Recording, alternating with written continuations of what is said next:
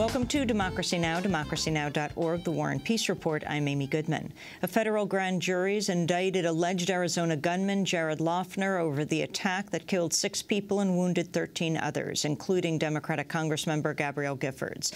Loughner was charged for the attempted murder of Giffords and 2 of her staffers. Prosecutors say he'll face additional charges in the coming weeks, including murder. The indictment comes amidst the disclosure the Tucson shooting was captured entirely on a security camera. Unreleased footage reportedly shows Loughner shooting Giffords and several others at close range. It also shows federal judge John Roll was killed after stepping in front of one of Giffords' staffers when the shooting began. The staffer survived the attack.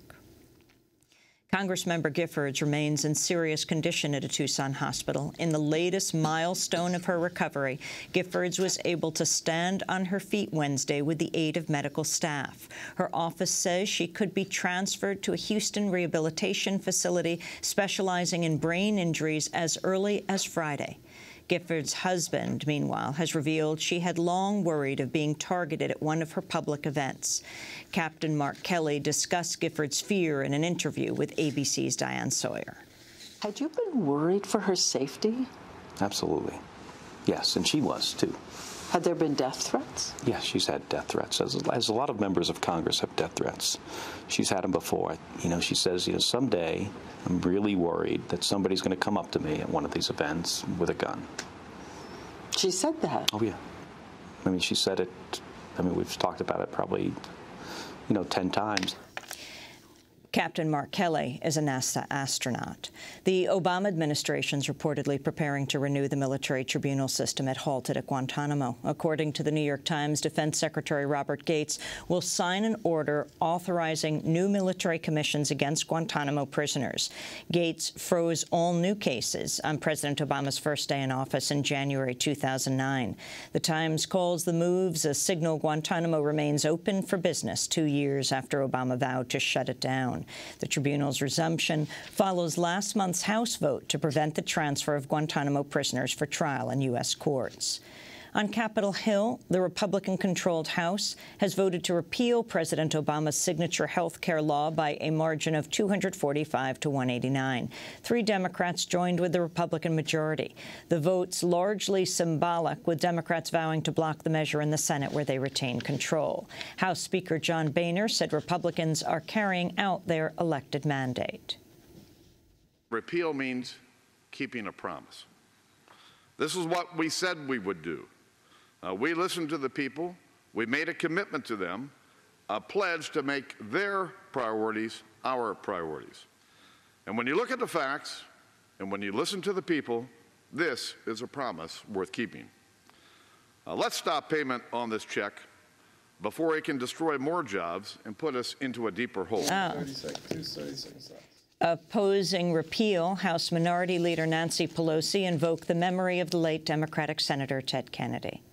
Just less than a year ago on this floor, I quoted the late Senator Kennedy. Many of us did, her inspiration in all this, calling health care reform the great unfinished business of our society. By completing that great unfinished business of our society, now patients and their doctors are in charge of their health, not insurance companies. Protests continue outside the White House amidst the state visit of Chinese President Hu Jintao. On Wednesday, demonstrators called on Obama to press Hu on China's treatment of Tibetans and Uyghurs. We hope that President Obama can actually earn the Nobel Prize that he won 2 years ago and convince Chinese President Hu Jintao to release all the political prisoners in Tibet and in China. We are here to protest all these the crimes that he committed against the Uyghur people, and we are here to ask the President of the United States, Barack Obama, to raise the Uyghur human rights issue in their meetings with the Chinese President, and ask him and urge him to stop all the brutalities which is being carried out against the Uyghur people. We'll have more on President Hu's visit after headlines. New figures show a major increase in suicides among members of the Army, National Guard, and Reserve. According to the military, suicides by Reserve and National Guard soldiers almost doubled to 145 from 80 deaths the year before. For active duty troops, the number to take their own lives fell slightly to 156 from 162 in 2009. In other military news, 7 retired admirals and generals have resigned from advisory roles with the Pentagon rather than comply with new rules on reporting outside income to avoid a conflict of interest. The former officers were among a group of 158 Pentagon officials identified in an investigation by USA Today. 80% of the so-called mentors were found to have ties to military contractors that they previously were not required to publicly disclose. A Boston Globe study early this month found that 80% of retiring 3- and 4-star officers went to work as consultants or defense executives from 2004 to 2008. At least 15 people were killed Wednesday in 2 suicide bombings in Iraq's Diyala province. In the deadliest attack, 13 people died and over 70 were wounded when explosives-laden ambulance slammed into a police training center in the provincial capital. The attacks brought to 4 the number of suicide attacks to hit Iraq in 3 days. In Haiti, 4 alleged victims have filed human rights complaints against former dictator Jean-Claude Duvalier, known as Baby Doc. Duvalier returned to Haiti this past weekend, 25 years after a popular uprising forced him into exile. The complaints accuse Baby Doc of overseeing crimes against humanity by Haitian forces, including torture. They come one day after the Haitian government filed charges against Duvalier, but only on allegations of corruption and graft. Michelle Montas, who went on to become a United Nations official after her imprisonment under Duvalier, was among those to file a complaint. I think it's a matter. There are books that have been written about Fort Dimanche, which was that notorious torture place and where so many people were killed.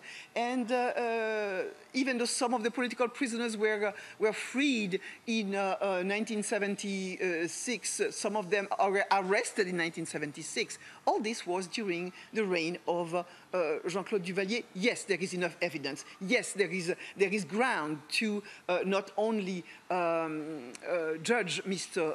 Duvalier on economic crimes, on the fact that so much came out of the public treasury and was taken into foreign bank accounts, but there is also plenty of ground on human rights accounts. Human rights groups have echoed calls to prosecute Duvalier for crimes including state-sponsored killings and torture. In a bizarre twist to the case, Duvalier's own attorney, Renal Georges, admitted to being victimized under Duvalier, but said Haiti should, quote, look forward. I was arrested on Jean-Claude Duvalier, too. And I was a candidate for Congress. I was elected. They didn't want me to get access to Parliament. But I can hold that against him. Why? We have to look forward. Now I am his lawyer. Georges has also revealed Duvalier still hopes to return to office. Speaking to Al Jazeera, Georges said, quote, he is a political man. Every political man has political ambitions. On the heels of Duvalier's reemergence in Haiti, former Haitian President Jean-Bertrand Aristide has renewed his pleas for the Haitian government to authorize his return. Aristide has lived in forcible exile in South Africa since 2004, when he was overthrown in a U.S.-backed coup. In a statement, Aristide said he hopes to return home, quote, today, tomorrow, and at any time. The Haitian government has refused to issue him a new passport under reported pressure from the U.S. and France. Speaking to the New York Times, an analyst described as being close to the Haitian government said, quote, Aristide could have 15 passports and he's still not going to come back to Haiti. France and the United States are standing in the way, the analyst said.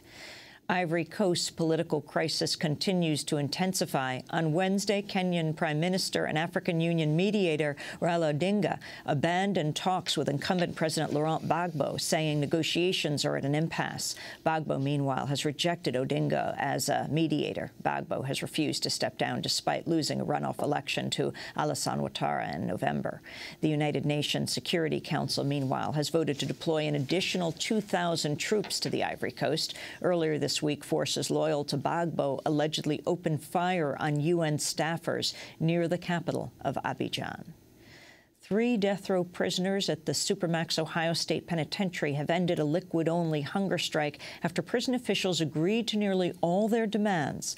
The prisoners, Sadiq Abdullah Hassan, Bomani Shakur, and Jason Robb, launched the action on January 3rd to protest what they call their harsh mistreatment under solitary confinement. For over 17 years, they've been held in 23-hour-a-day solitary lockdown for their involvement in the 1993 prison uprising in Lucasville, Ohio. In response to the hunger strike, the prison has agreed to allow the prisoners semi-contact visits with family members, additional recreational time, access to digital legal research, phone calls, and permission to purchase additional goods such as food and clothing. You can go to our website at democracynow.org to hear a discussion of the conditions with the labor organizer, activist, and writer Stoughton Lynn. And the New York Police Department is drawing criticism following the disclosure it recently used an anti-Muslim video in training for officers. According to the Village Voice, officers were shown the 72-minute The Third Jihad in the NYPD's required counterterrorism training courses. The video is said to depict gruesome imagery in arguing that Muslim leaders and organizations in the United States are part of a plot of global jihad. During the film, the narrator says, quote, "Americans are being told that most of the mainstream Muslim groups are moderate, when in fact, if you look a little closer, you'll see a very different reality. One of their primary tactics is deception." That is the narrator in the video. The straight-to-DVD movie was released by the Clarion Fund, which in 2008 sent copies of another anti-Islamic film to 28 million homes in battleground states. That film, called Obsession: Radical Islam's War Against the West, also features graphic, violent images and makes comparisons of Islam to Nazism. And those are some of the headlines. This is Democracy Now!, democracynow.org, The War and Peace Report. I'm Amy Goodman with Juan Gonzalez.